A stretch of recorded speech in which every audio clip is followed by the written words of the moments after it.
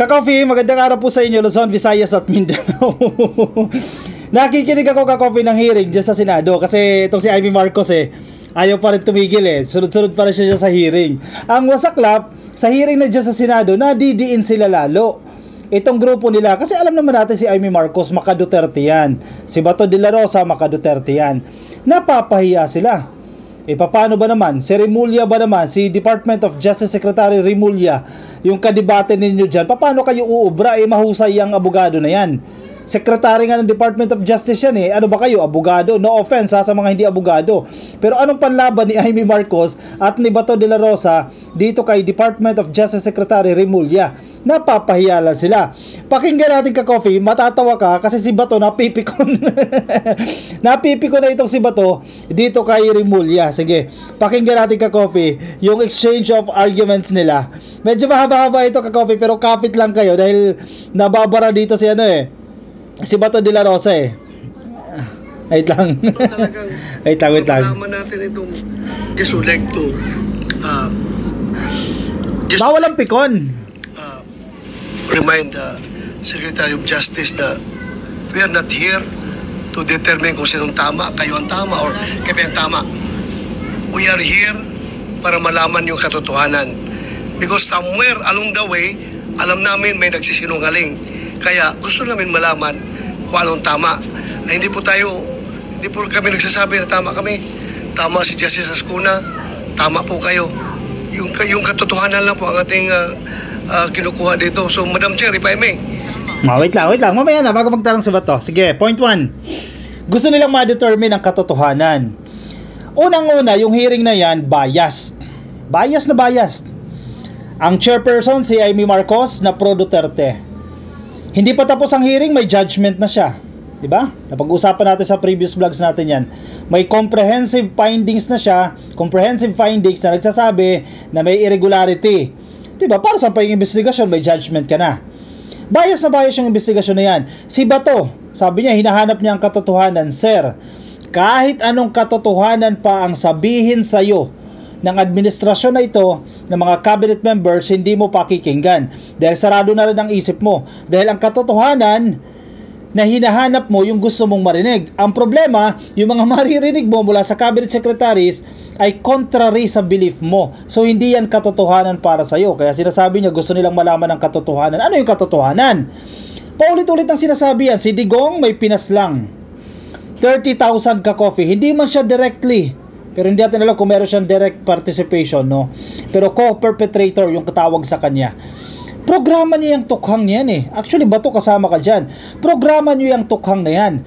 Ano yun? Mamamatay na lang yung mga tao na yan? Sige, sabihin natin 6,000. Kasi yan yung figures ninyo.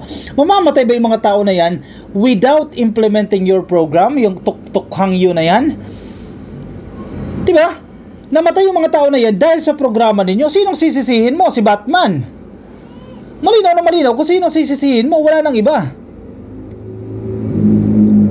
Yun ang katotohanan. At nakakulong ngayon si Digong dahil dyan. At katotohanan yan, hindi gawa-gawa yan. Hindi fake news ng ICC yan. Nakakulong siya dyan dahil may mga nagreklamo sa kanya sa ICC na determine yung reasonable grounds o yung probable cause kaya naaresto yan si Digong. Yan ang katotohanan. Ano pa ba yung gusto nyong marinig na katotohanan? Sige, nagtanong na si Bato dyan. Kaya bumabalik lang sa kanya. Napapahiya lang sa mga tanong niya. Sa mga tanong niya dahil ibinabalik sa kanya ni Remulla na sinasagot siya ni Remulla. Very clear man dito sa diffusion coming from ICC. Red notice, parang ganon. Diffusion. Sinabi dito, action to be taken, locate and arrest with a view to extradition. Assurances are given that extradition will be sought upon arrest of the person in conformity with national laws and or applicable bilateral and multilateral treaties. Kaya tanongin ko sana si SOJ or yung PNP, bakit sabi ni SOJ kanina na extradition daw cannot be initiated by us, it should be initiated by the requesting party, either ICC or Interpol. Am I correct, sir? Yes. Sila dapat ho ICC. ICC po dapat. Okay. So bakit Yun po yung sa extradition. Pero surrender po sa atin po yun. Kaya nga, bakit wala man sinabi dito surrender? extradition lang. Kaya nga, bakit hindi natin hinintay? Yeah, with a view to extradition, bakit hindi natin hinintay yung ICC na mag-initiate ng extradition laban kay Pangulong Duterte? Bakit binyahin na kagad natin doon sa Interpol? Wala pa sinabi dito na kailangan natin i-surrender. Ang extradition po na nasasabi po sa Section 17 ay meron pong treaty sa extradition, sa extraditing state. Kung ano halimbawa, ang ICC tsaka ang Pilipinas, kung tayo po member ng ICC, kailangan po ng judicial proceedings. Hindi na po tayo member ng ICC eh. Kasi kung member po tayo ng ICC, nakakatulong sana kay President Duterte na hindi po siya ililipad. Siya po yung mismo nag-atras ng ating membership eh. Kaya nga Kasi yun po yung malinaw na malinaw. Oh, wait lang. Tinan mo si Bato, sabi niya na kaya nga. Sige, himayin natin isa-isa para maintindihan natin. May pinapoint out si Bato. Yun, doon sa diffusion, kumbaga notice yan ka-coffee. Kumbaga, para mas maintindihan lang natin hindi ito exact term. Kumbaga diffusion, kumbaga notice yan, parang warrant of arrest. Notice, abiso. Ito, arestuhin yan, si Digong, etc. So, may dalawang lumulutang na options. Pero base doon sa binabasa ni Bato, extradition. Ibig sabihin, ang pinupunto ni Remulla dito, kung extradition yan, may treaty. May kasunduan. O sige, extradition, isa surrender. Yun nangyari kay Digong, surrender. Sinurrender siya sa ICC. Pero ang pinupunto ni Bato, bakit sinurrender? Di ba nakalagay doon sa diffusion, extradition. Ang sinasabi ni Remulla, at dito napapahiya itong kampo ni Digong, kampo nila Bato, papaano mangyayari yung extradition dahil in order para magkaroon ng extradition, merong treaty sa pagitan ng bansa ng Pilipinas at yung nagre-request na ma-extradite yan. In this case, yung ICC. Halimbawa, wala nga treaty yung ICC at yung Pilipinas. So, imposibleng maganap yung extradition. Ang sabi ni Remulla, di ba si Digong yung nag-withdraw ng membership sa ICC? Kung hindi lang nag-withdraw si Digong, makakatulong sana sa kanya. Dumaan sana yan sa judicial process. Yun yung sinasabi na ipinaglalaban ng mga DDS na sana dinala siya sa local court. Yung judicial process na sinasabi, ipresenta siya sa judge, local judge dito sa Pilipinas.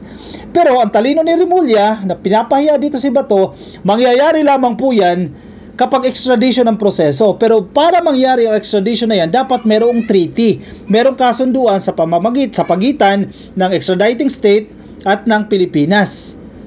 Walang treaty. Dahil si Digong ang nag-withdraw. Kumalas si Digong. Winidraw niya ang Pilipinas sa ICC. Wala na tayong kasunduan. Kumbaga hindi tayo nakaban sa ICC. So wala tayong choice. I-surrender na lang yan kasi hindi na tayo dadaan sa proseso ng extradition. Pero bakit naman sinurrender? Siyempre sasabihin ng mga DDS, ka-coffee, bakit naman sinurrender? Wala na nga jurisdiction sa atin ng ICC. Yes, correct. Walang jurisdiction sa Pilipinas. Pero meron silang jurisdiction sa mga tao na may kaso sa kanila. May jurisdiction sila doon sa mga tao na may warrant of arrest. Sino yan? Si Digong. O wala pa rin karapatan, ka-coffee, wala pa rin karapatan ng ICC na arestuhin si Digong. Bakit wala silang karapatan? May warrant of arrest nga sila at may jurisdiction sila sa tao. Sa Pilipinas, hindi. O, di ba? Napapahiya si Bato dyan. Sila ang nakakatawa dyan sa nangyayari. O kasalanan pala ni Digong.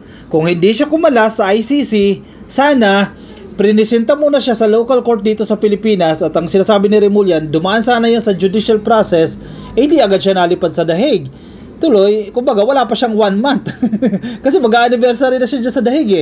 Kumbaga, sige, madidelay ng bahagya or posible nga hindi siya madala dyan sa The Hague. Ang problema, kasalanan din ni Digong yan dahil kumalas siya dyan sa ICC. O, sapol siya dyan. Isa pa, pikon na si Bato, ka-coffee. Pikon na siya dito kay Remulla. Mapipikon ka talaga sa taong matalino dahil di ka uubre. Wait lang ha, maganda may ebidensya tayo. Pakita natin yan. Nakakatuwa makinig ka, coffee, ng hearing Pero doon tayo sa highlights lang. Ito. Yes, Senator De La Rosa, please. May I know from the good secretary, saan kayo nakakuha ng information na yan? Na 7 years. yung mga Ganun po kasi ang binigyan ng tanong, pinapasagot yung mga akusado. Saan po kayo nakakuha ng informasyon na yan? At saka sinusubukan po nilang kausapin. Yun po yung alam ko. I'm asking about yung sinabi mo kanina. Natural po yan, nakalakaran, kahit anong korte po. Hindi ko mag-get si Bato. Basic yun, ka-coffee. Basic yun. Kahit hindi ka law student, kahit hindi ka abogado. Kapag ikaw ay suspect, bibigyan ka ng opportunities makapagsalita, magsagot, sagutin mo yung mga tanong sa'yo. Basic naman yan. Anong klaseng tanong to ni Bato? Anyway, sige. Binibigyan ng pagkakataon na sumagot ang tao sa mga paratang sa kanya. Senator Bato, nakalista ka. Binigyan ka ba ng pagkakataon noong nakaraang 7 taon na sumagot sa anumang aligasyon? Meron nag-communicate sa opisina ko na gusto akong kausapin. So that's it. Hanggang doon lang. Siguro hindi Kinausap niyo ba ho? Kasi kung kinausap niyo, marahil ay sinabi na sa inyo yung nais na sabihin. Bakit ko kausapin? Sinabi mo na nga na hindi niyo recognize yung jurisdiction ng ICC. Kayo mismo. Wait lang. Pigo na si Bato. Pigo na si Bato.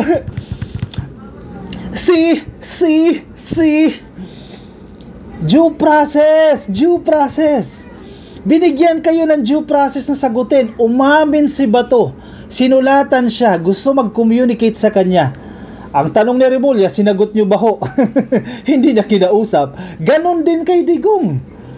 Sa hinabahaba ng panahon, Presidente si Digong, ilang beses siyang pinasagot niyan. Pinansin nyo ba? Hindi nyo pinansin. Tapos ngayon, ki-questionan ninyo yung proseso. Na binigyan kayo ng proseso from the very beginning na sumagot kayo. O yan ang tanong sa'yo ni Remulla, sinagot nyo ho ba? Sabi ni Bato, hindi, kasi wala kang jurisdiction. Wala daw jurisdiction, kaya hindi sinagot. Ayun naman pala eh.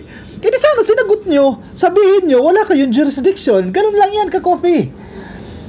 Lamang talaga ang matalino sa ganitong laban, ka-coffee.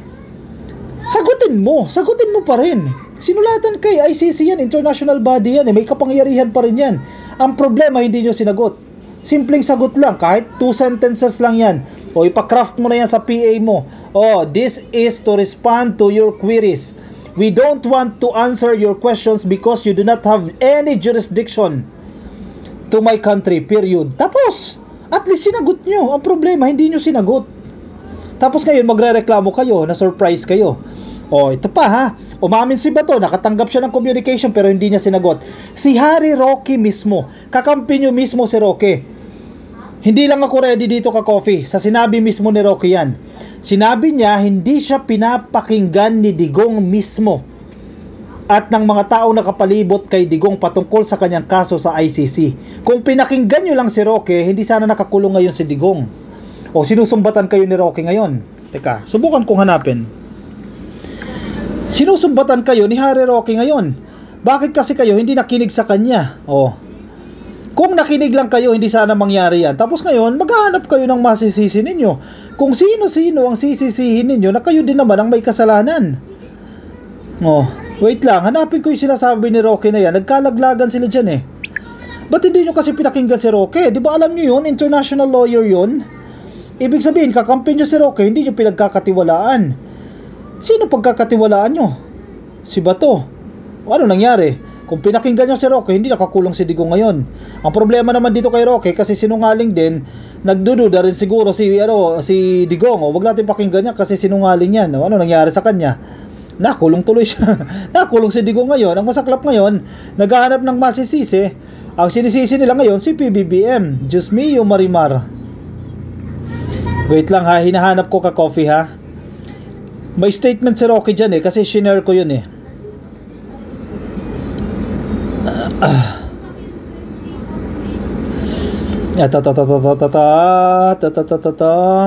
Okay, sige. Nahanap ko na. Portion lang ito. Ito. May art card pa yan. Shinare to ni Roque. Nakita ko yan. Sabi ni Attorney Karen Jimeno, for you as a lawyer and accredited ICC lawyer, were you shocked that PRRD is arrested? Tanong ng abogado. Sabi ni Roque, no. For the first time, I'm going to say, in fact, probably I was the only one advising the President to treat the ICC very, very seriously, period. Anyari? May magaling kayong abogado on your side, si Harry Roque. Magaling naman talaga si Roque, sinungaling lang, no? Magaling si Roque, pero hindi nyo pinakinggan. O sinusumbatan kayo ni Roque. For the first time, I am going to say, in fact, probably, I was the only one advising the President to treat the ICC very, very seriously. Pinakinggan nyo si Roque? Hindi nyo pinakinggan. Ibig sabihin, hindi talaga kasalanan ni PBBM yan. Dahil noon pa man, si PBBM, hindi pa siya presidente. Noon pa man, si Roque, kayo-kayo pa magkakasama, si Digong pa ang presidente. Problema nyo na yan. Issue nyo na yan. But you chose to disregard the issue. Hindi nyo pinansin. Sinabihan kayo ni Roque, pinalala ninyo yung problema. Ngayon na malala na, naghahanap kayo ng masisisi at sinisisi nyo na sa gobyerno na to ni PBBM. BS. Pasensya na sa term, pero nakakapikon na isisisi nyo sa gobyernong ito ang hindi niya kasalanan. Kasalanan ba ni Digong na pinaslang niya ang 30,000 katao? Kasalanan ba ni PBBM na ginawa ni Digong yan, naisip niya na siya ay presidente? Kasalanan ba ni PBBM na inimplement ni Bato itong Tok-Tok Hangyo? Anong kinalaman ni PBBM yan? Tapos ngayon, ang pinapalabas nyo, ang may kasalanan ay si PBBM na. Nawala pa sa eksena si PBBM, problema nyo na yan. Si Roque mismo ang nagsasabi, i-treat natin itong kaso natin sa ICC very, very seriously. But you choose to disregard. Hindi kayo tiwala kay Roque. Oh, kasalanan nyo yan. Hindi kayo nagtiwala doon sa sinungaling. Sa bagay, magkakapagduda rin naman kasi may pagkasinungaling. Oh, ano kayo ngayon? Dihado kayo ngayon. Kayo ang naagrabyado ngayon. O, di ba? O, nakakatawa kayo ngayon. Karma is real. O, sinong napapahiya ngayon? Hindi kayo din. Hay nako. Masakit ba? Kasalanan nyo rin yan. O siya, sige ka-coffee. Baka may mga gusto kayong sabihin dyan. Si Bato, ipikon na. I-komento ang inyong opinion, reaction dyan sa ating comment section para mabasa po yan ng iba natin mga ka-coffee. Mga nasa Facebook, pasuhin na lang. Please like and follow. Yung mga nasa YouTube, click lang po na subscribe and hit the notification icon para updated kayo sa ating mga bagong upload. I will see you in my next video, ka-coffee. Bye-bye.